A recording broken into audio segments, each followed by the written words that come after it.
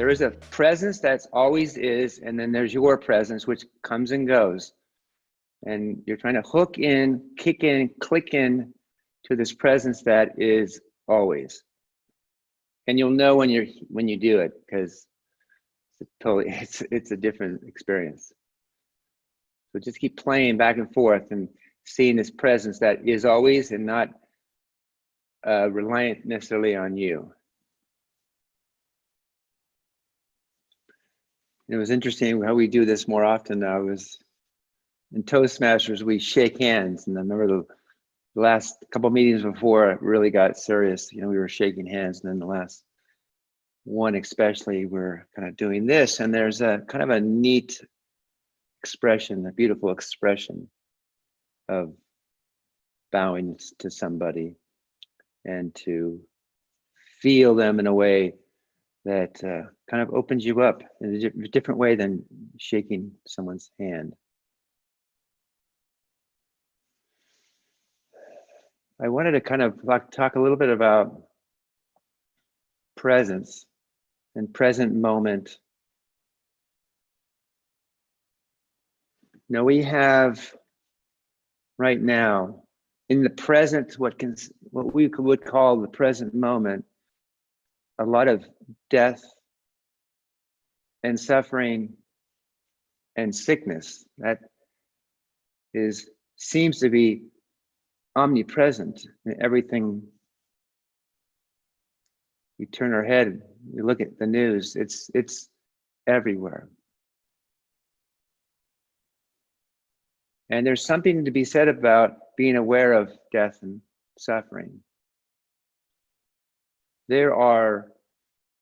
Shelley and I looked this up the other day, there's 3 million deaths occur in the United States every year. That's about 8,200 deaths a day.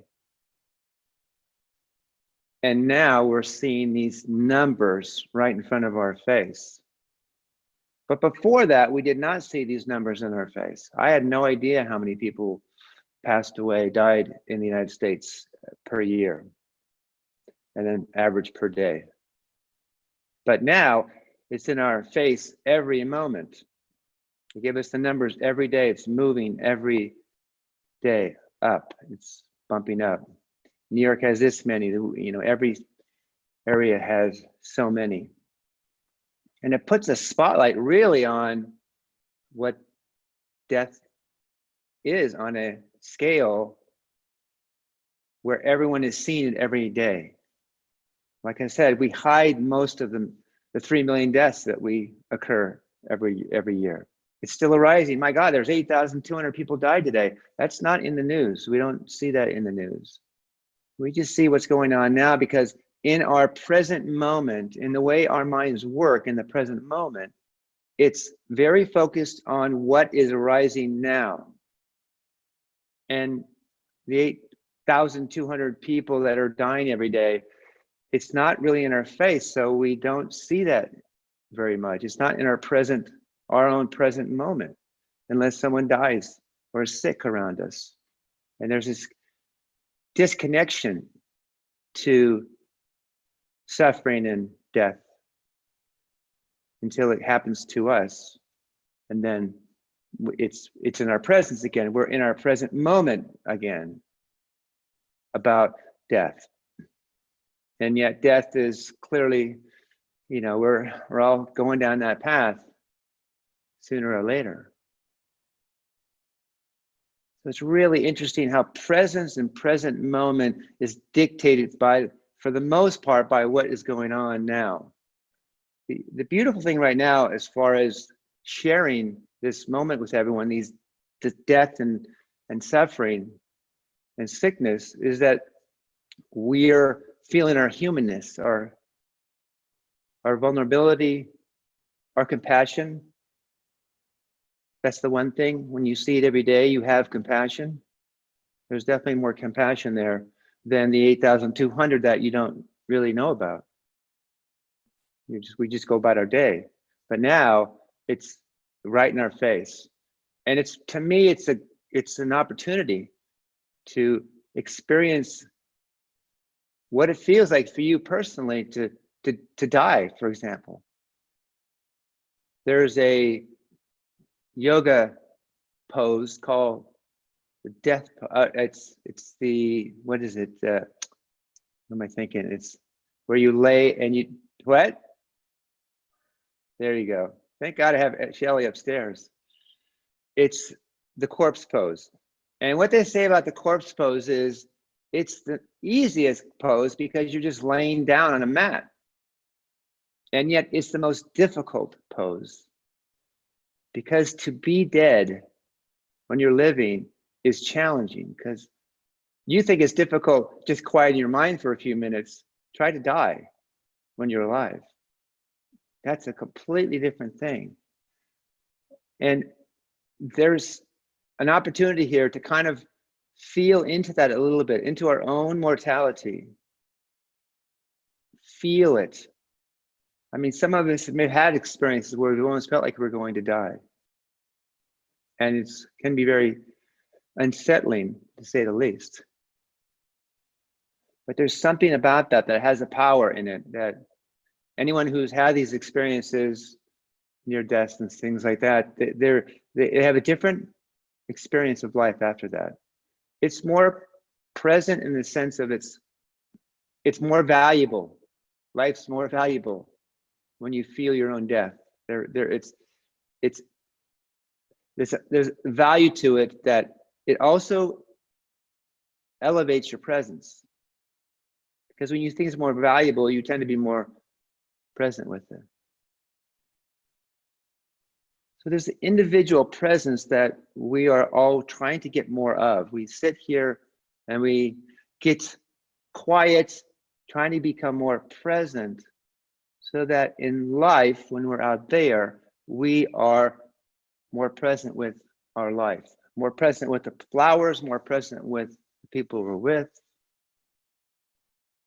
more present with our dog Shadow, more present with just anything, a rock. You know, when you go to nature, when I go to nature, one of my places I love is, I mean, many places, but I love the ocean, just sitting on the rocks. And I'm not asking the ocean to give me presents. Give me presents, give me more presents. No, I'm just going into the presence of the ocean. And I'm kind of merging myself, allowing it to kind of take me over. Like receiving the presence of the ocean. I'm not asking the ocean to give me presents. I'm asking there's no asking actually, it's just receiving. And ultimate presence is a receiving. It's not a doing, it's a receiving. And you'll know when you're in presence because you're not doing anything. There's nothing to do, but you can feel this. For me, it's like this knowing, it's a constant knowing that arises in that moment. And there's no doing necessary. And it's like you're sending it back into presence again. Presence feeding presence, presence feeding presence. It's presence feeding its own self. So when I'm in the ocean, when I'm sitting in that space and I'm receiving, it comes into me in a much deeper way, because at some level, Mark is no longer here in the sense of blocking it. I don't have opinions or beliefs here, or judgments, or all that stuff that we consider ourselves to be. It's a letting go of that automatically.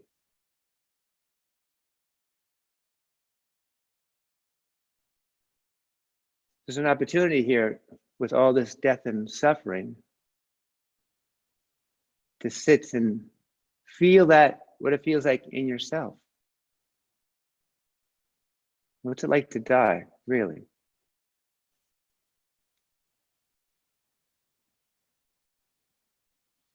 What that does, it actually allows you to be more loving for people who are suffering. And the thing about that is there's a power in the person who's suffering too. If I'm present with someone who's suffering, there's a healing there. Like there's a healing going on constantly. And when you tap into that healing with presence, then you go out into the world and people who are sick or dying, you don't freak out. You don't feel, you feel them in a different sort of way because you've kind of freed yourself in it yourself.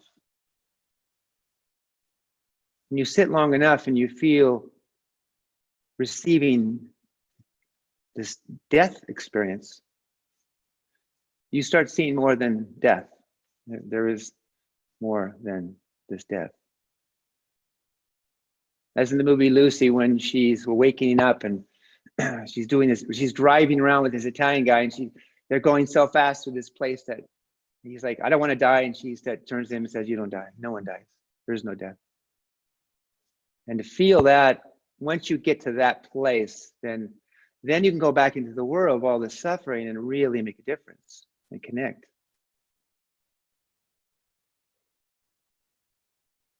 It's an opportunity for sure on this planet, since we're all doing the sharing of the same thing of suffering and death. We don't want to suffer or die, but there are people who are suffering and are dying.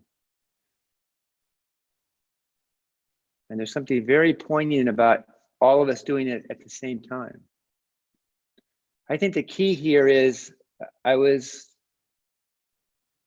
talking with some people and one of them said that, you know, I've kind of gotten more busy. I've added more busyness to this.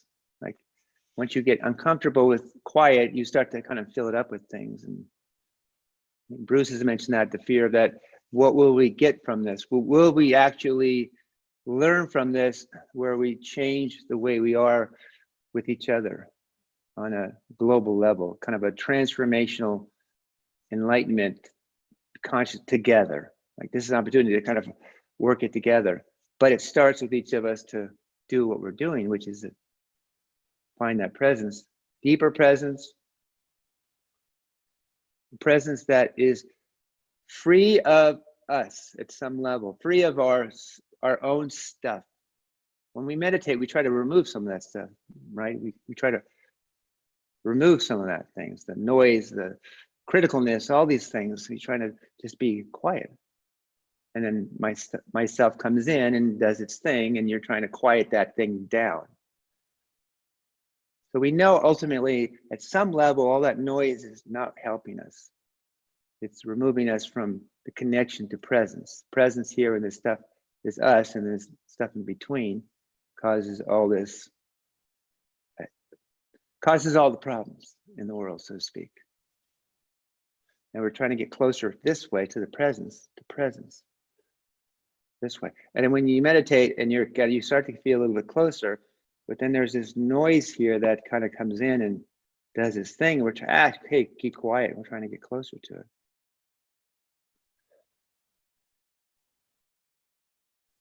Opportunity to get closer to it in the midst of death and sadness and suffering. Because if you do it in this time, you'll find that when that goes away, so to speak, that you're closer. You're closer to where you want to be. So if you keep driving yourself in the middle of all this, you will learn that that when it goes away, you're closer. You don't even realize it sometimes in all the midst of all the stuff. You keep moving closer. And then when it goes away, wow, I'm closer. So it's worth the relentless pursuit to get closer to the presence through death and suffering. It's more human. You become more human, and you see the depth of being human. It's not just this little thing here. I hold you in this thing, and then I become presence, and now you're inside. You're not outside of me in presence. So as I become present, then nothing is outside. All of us here and everyone else. There is no here and me, you and me. In presence, there is no you and me in presence, just presence. And then we share that together. So opportunity to sit in death and sickness. And if you do get sick, you'll be thankful that you have this already. Because when you are sick, or if you are dying, that's when you really, really want to be here already. You don't want to be surprised when it comes and you got to catch up. This is like you're setting yourself up for that moment. It's coming, by the way. And the closer you are to it, you'll see, as I get closer here, you see death is different. Changes, changes, changes, changes, changes, changes, changes, changes. It keeps changing. Out here, it's just one thing. Not good. But closer to this, closer to this, closer to the presence, it changes. It changes the what it is. Do it now, because we don't know. What's so interesting, we do it now because you could be carrying it right now. Like life, we think we have time, but every moment it's the same thing. It's the same thing as having the virus. Not different. But we lose track of that. But today we don't lose track of that, because in the presence now, in the what's going on in this present moment, it's in our face. Try not to lose that, because it's an opportunity to really get close to here.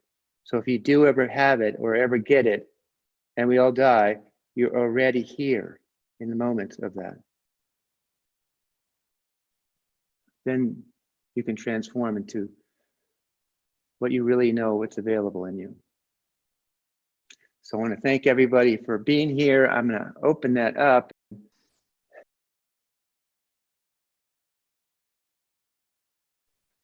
Because we're all experiencing this in the same present moment.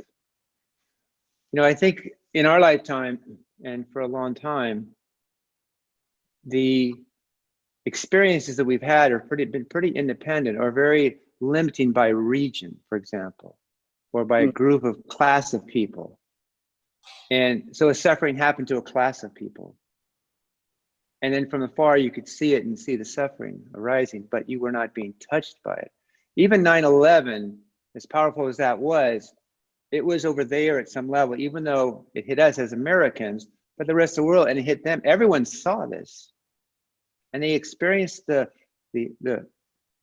craziness of it, like World War I or whatever, World War II, any world wars or any war whatsoever. And yet there's still a separation. It didn't hit me. It's not really close to me. It was kind of over there. Here, it's our neighbor. It's us. The interesting thing is, the poignancy to me is that we could be walking around and not even knowing we carry this virus. So we're kind of virus carriers without even knowing it. And the people who are sick know it. They just know they have it because they're sick. And there's something about realizing you carry something that can affect somebody. And the reality is we are carriers of whatever we bring into the world. We bring in love into the world, that's our virus we send out to the world. If we bring hate, we send that out to the world. This virus is just a reminder that we're all the same and we're all carriers. The question is, how do we carry it? How do we carry it? So it gives us an opportunity to see who we are now. Not only in an individual level, but on a global level, because we're all in the same boat. There is no there, over there. It's right here, right here. So I think that has a depth that I clearly am not in our lifetime. And it's been a long time since something like this has even arisen. 1918 was the Spanish. But because of the internet and all the stuff, they didn't have that back then.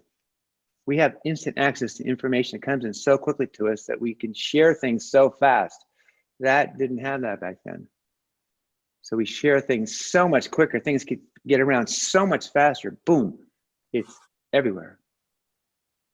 So that has an advantage too. And I think Peter mentioned the power of this kind of this medium is that speed.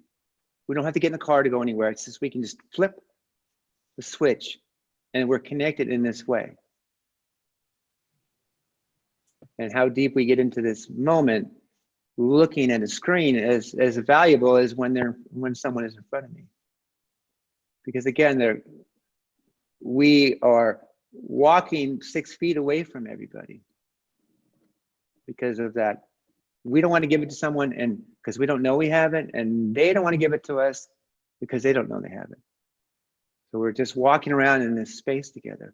So it's a really an unbelievable, not unbelievable, because I felt always there was something that was going to arise that was going to, the universe is like, okay, we need to get everyone together.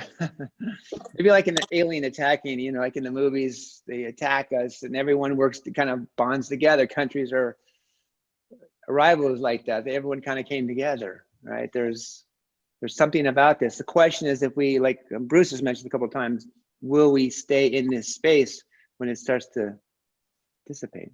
Because there's more coming. Everything keeps coming.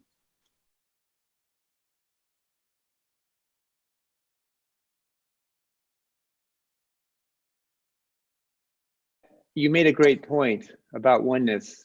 Is there a oneness of fear? Because oneness will be dictated by, you know, different things are going on. Right now, there is a level of fear. We're kind of rolling together in this kind of fear space.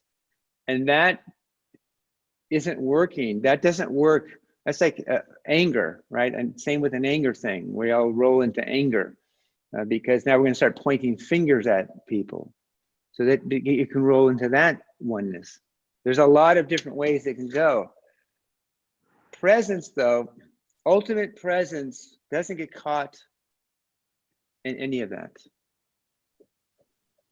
The oneness of presence is not the oneness of the mind, where the mind grabs something and then builds this consciousness of fear, oneness of consciousness. So there's consciousness that kind of we have right now that doesn't know where to go with itself because it's being challenged like crazy. Do we do this? Are we this? Are we this? Are we this? Are we this? Are we this? And it's easy to think of this as the present moment, but it's not really the present moment. It's not the ultimate present moment, because the ultimate present moment is one that is free of all of this, of death even. The depth of knowing that, of getting closer to presence, of continuing to bring closer to presence, it will tell you that. You don't need to go in saying, okay, give me all this.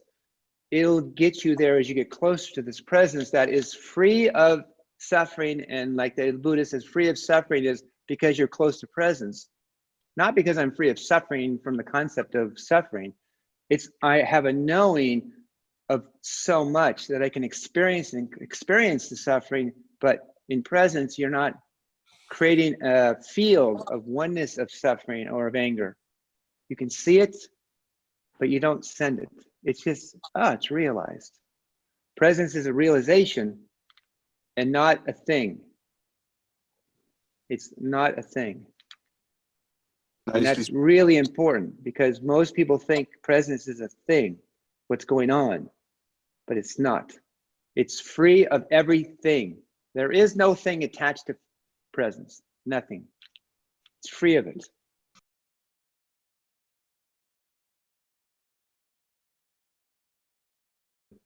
There's a depth to feeling that, and it's challenging for people to kind of feel before, but it's really valuable if you can kind of play in that space of before, and you kind of can get some answers about pre-you, so to speak. That's what kind of Dane's talking about.